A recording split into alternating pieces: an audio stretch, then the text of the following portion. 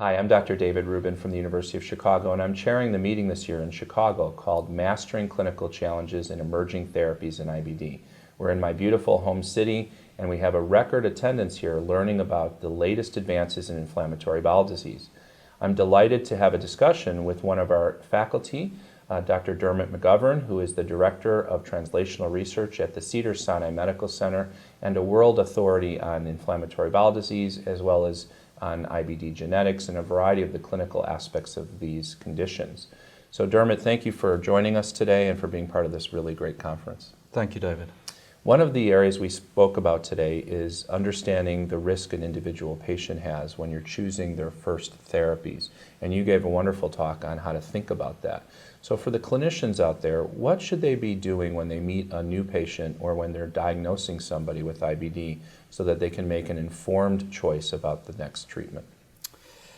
Yeah, I think this is an area that we've seen a lot of evolution recently. I think we now recognize that if we intervene early with our patients, we can prevent some of the structural damage, the more difficult to manage disease with fistula and strictures and so on.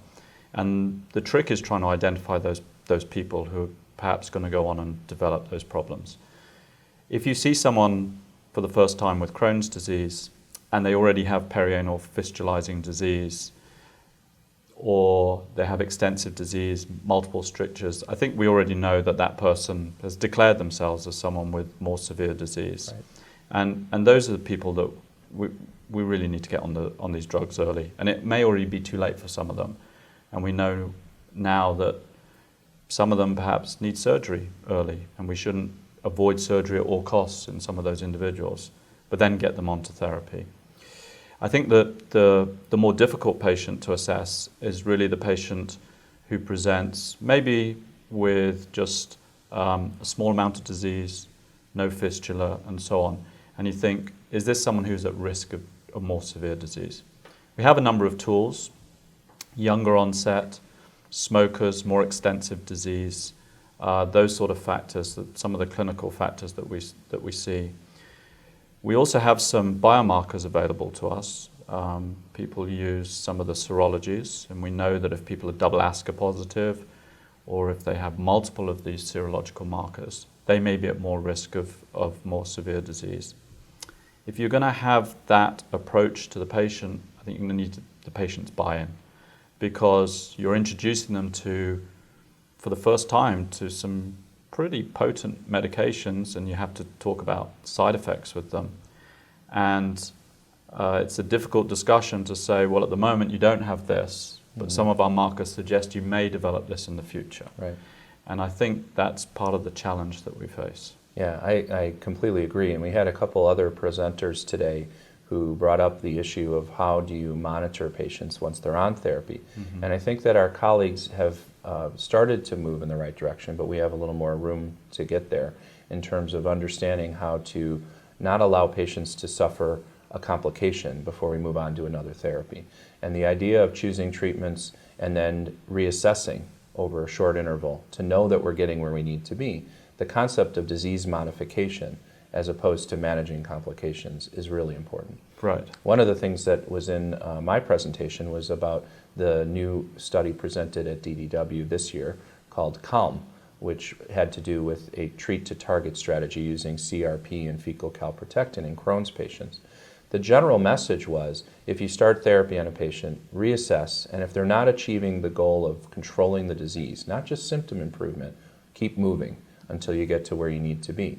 And having both doctors and patients buy in, as you mentioned, is really key. Yeah, I agree. And I think one of the analogies that I've used here, which sometimes people find easier to understand as we move to this new way of thinking about monitoring and managing disease, is using the example that we have with diabetes, which basically is that if we don't control diabetes, it doesn't matter how the patient's feeling. If we're not controlling the diabetes, they're getting structural damage to organs. Mm-hmm. And exactly the same thing happens, I think, in Crohn's disease.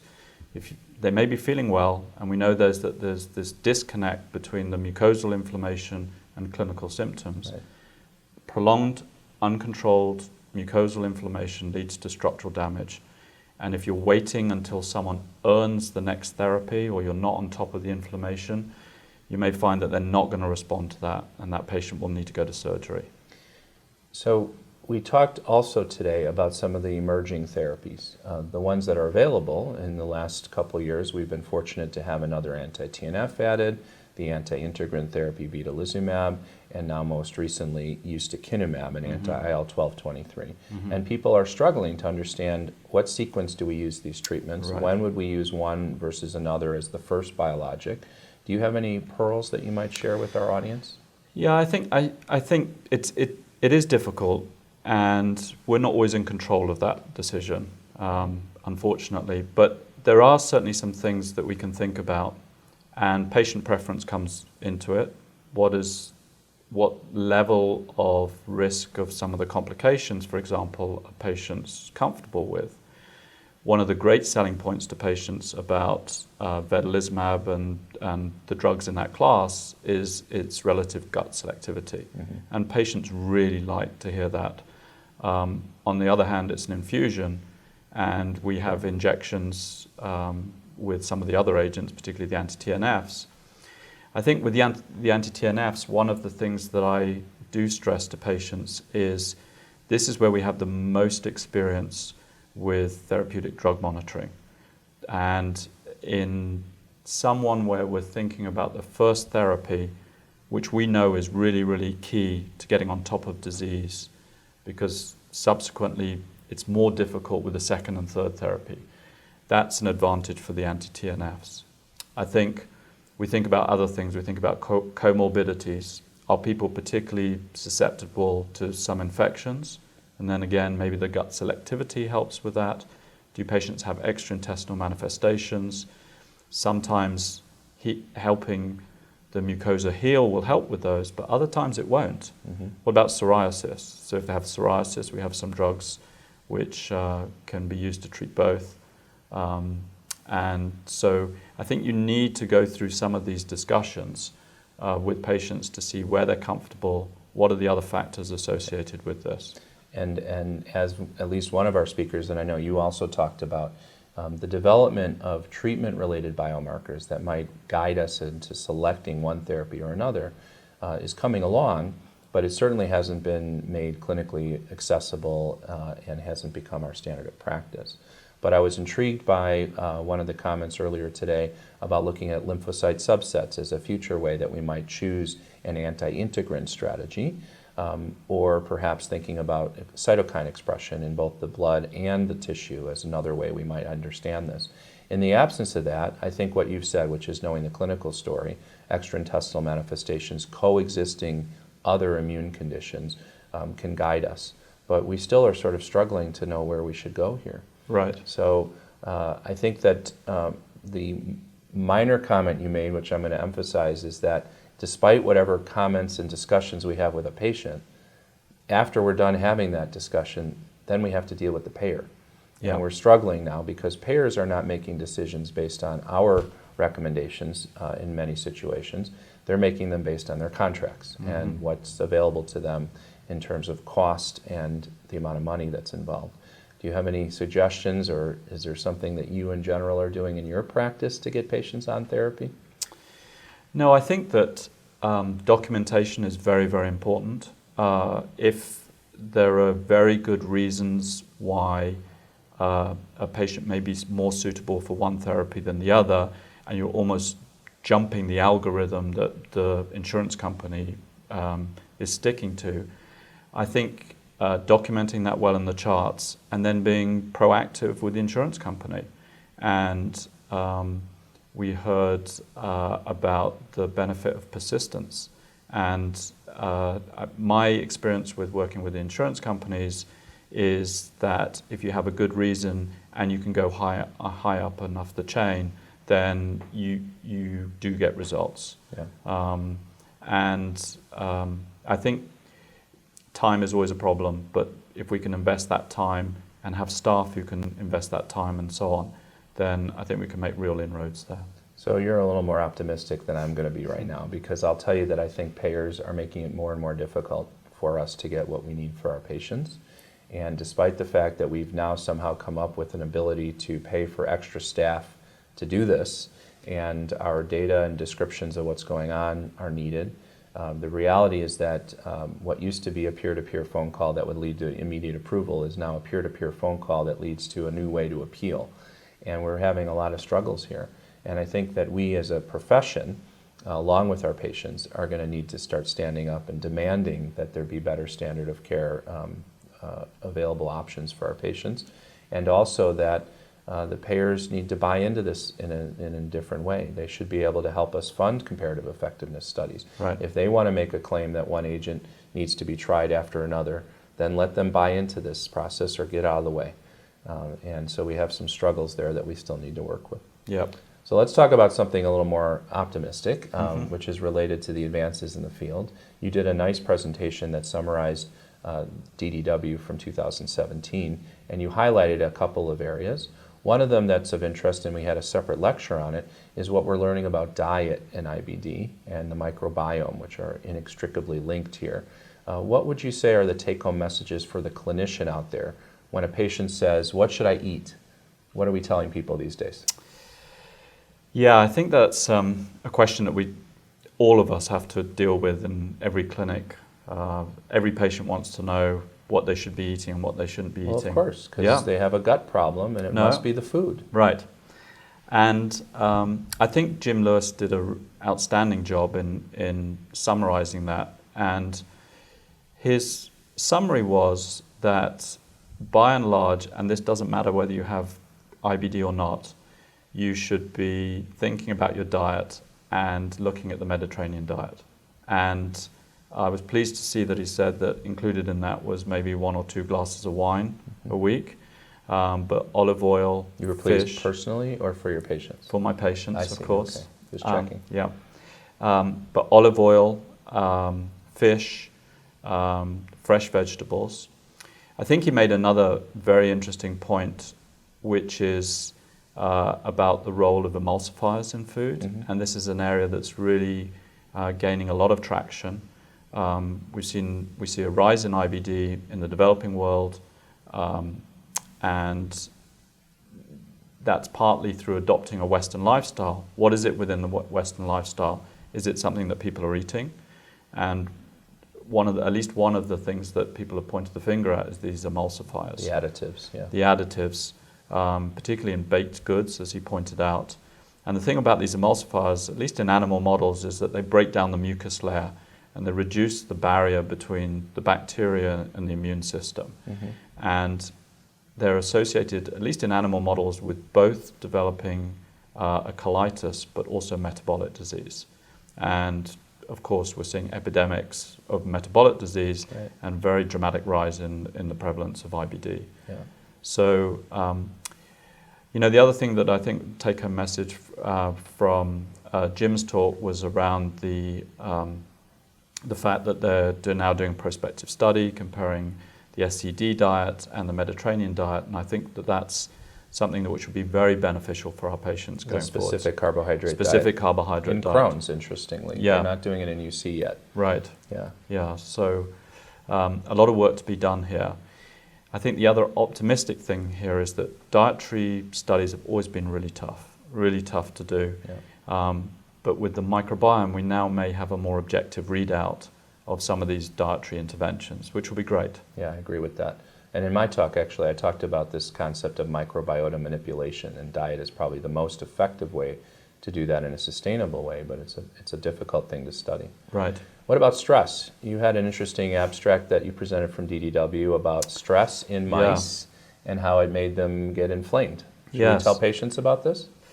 I think patients would want to know about this. I think that along with diet, stress is probably one of the things that people ask me the most about. That's why I brought it up. Yeah. And I always say that we've known that IBD is associated with stress. One of the problems is that when people are having flares of their IBD or when they develop IBD, it's a stressful time. Right.